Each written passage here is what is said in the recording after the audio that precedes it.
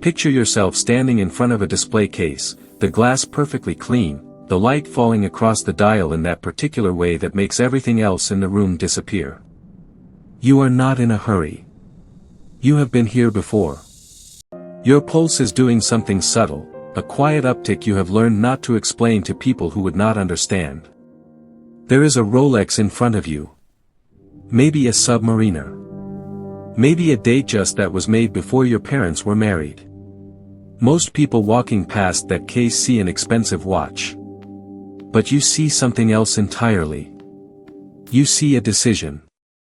And the fact that this moment feels like something that sits closer to reverence than shopping, tells us everything about who you are.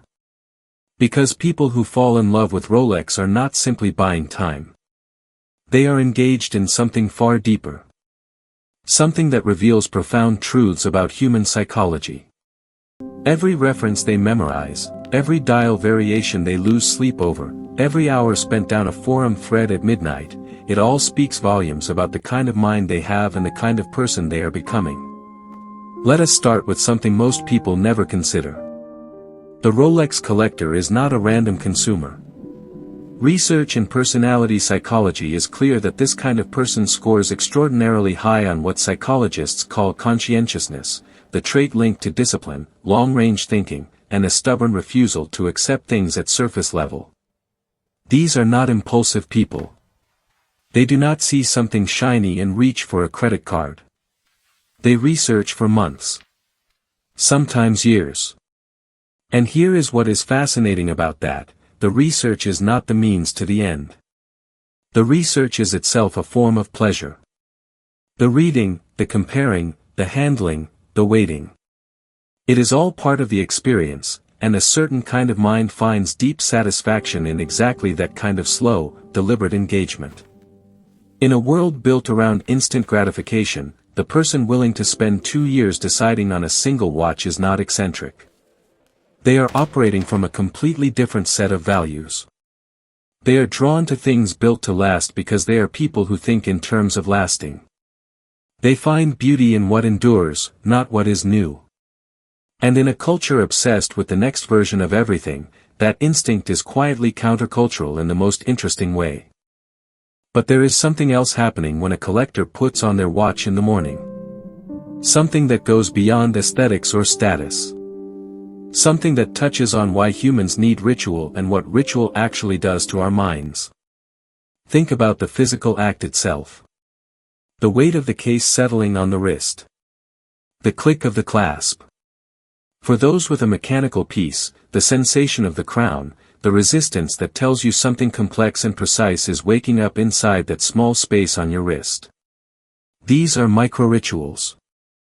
And psychologists who study the relationship between repetitive tactile behavior and mental health have found something remarkable. This kind of focused, physical engagement acts as a genuine anchor, pulling the mind into the present moment and away from the noise of everything unresolved. There is a concept in psychology describing the mental state you enter when a task fully absorbs your attention, when challenge and skill arrive at exactly the right balance and time itself seems to change. Watch collectors find this state not only in acquiring their pieces but in simply being with them. Examining the texture of a dial. Tracing the edge of a bezel. Watching the seconds hand sweep its silent, continuous arc. The world narrows to just that object, just that moment, just that quiet. And for the duration of that experience, everything else waits. Collectors often describe their watches as companions, and that language is not accidental. It tells us something real about the attachment forming between person and object, an attachment that psychology has long recognized as a legitimate and powerful source of comfort and identity. Now here is where it gets genuinely fascinating. Because when you look at why certain collectors become consumed by vintage references, why a scratched dial and a faded bezel can feel more valuable than a pristine new piece, you find yourself in the middle of one of psychology's most powerful and least understood forces. Nostalgia. Not the shallow kind, not mere sentimentality, but the deep psychological function that nostalgia actually serves. Vintage Rolex hunting is not really about the past. It is about using the past to stabilize the present. When everything around you is uncertain and accelerating, when the world feels like it is being replaced faster than you can understand it, an object that survived 40 or 60 years becomes something more than old. It becomes proof that things can last. A patina dial from 1963 carries within it all the years it endured, all the wrists it crossed, all the moments it marked. And owning that object connects you, physically, to that continuity. Research on nostalgia consistently shows it improves mood, increases feelings of social belonging, and measurably reduces what psychologists call existential anxiety, the low hum of awareness that nothing is guaranteed. Collectors are not clinging to the past out of fear of the future. They are, often without realizing it, using the past as medicine. But the psychology does not stop there. Consider what it means to live in a world you cannot control. Markets collapse. Relationships shift. Careers transform in ways no one predicted. Most of the forces shaping your life are invisible, unpredictable, and completely indifferent to what you want. Where do you find stability in that? For the Rolex collector, part of the answer sits on their wrist. Because a Rolex is knowable. You can learn exactly what it is, exactly how it works, exactly what separates one reference from another, exactly what makes one dial more significant than another that looks almost identical to the untrained eye. The obsessive cataloging of serial numbers and production years and bracelet codes is not trivial pedantry. It is the brain doing something essential, creating a domain of total mastery in a world that offers very little mastery at all. And research on perceived control is unambiguous. The feeling of being competent and authoritative in even one area of your life provides genuine, measurable psychological relief that extends far beyond that area. When a collector knows things that most people will never know, when they can look at a watch and read its entire history from its physical details, they are not just showing off expertise. They are experiencing something that goes very deep into the architecture of human well-being. And then there is the question of meaning.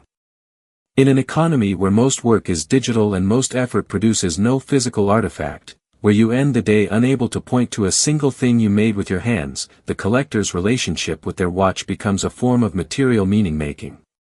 The watch is tangible. It is real. It exists in physical space and it carries the weight of a decision, a discipline, a milestone that mattered. It outlasts the moment that prompted you to acquire it. Long after the promotion is forgotten, long after the goal that marked the occasion has been replaced by new goals, the watch remains. Unchanged. Precise. A permanent record of a moment when something in your life shifted, and you chose to mark it with something that would last. None of this fully explains what happens when collectors find each other. Because the psychology of the individual is only half the story. The other half lives in the moment when two people who both know the difference between a tropical dial and a regular dial find themselves in the same room. Collector communities are not simply groups of people who share a hobby. They are, in the precise language of anthropology, neo-tribes. Modern replacements for the village social structures that human beings evolved over hundreds of thousands of years to need. These communities have their own language, references, calibers, service papers, bracelet codes, and fluency in that language signals belonging in a way that is immediate and deeply felt. They have their own hierarchies, built not on wealth or professional title but on knowledge, passion, and dedication to the craft of understanding. This is profoundly democratic in a way that very few social spaces manage to be. The person who knows the most, cares the most, and has studied the longest earns the most respect. Full stop.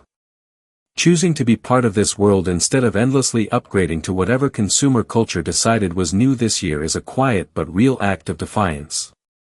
It says, without needing to say it out loud, I value permanence over novelty, craft over convenience, legacy over trend.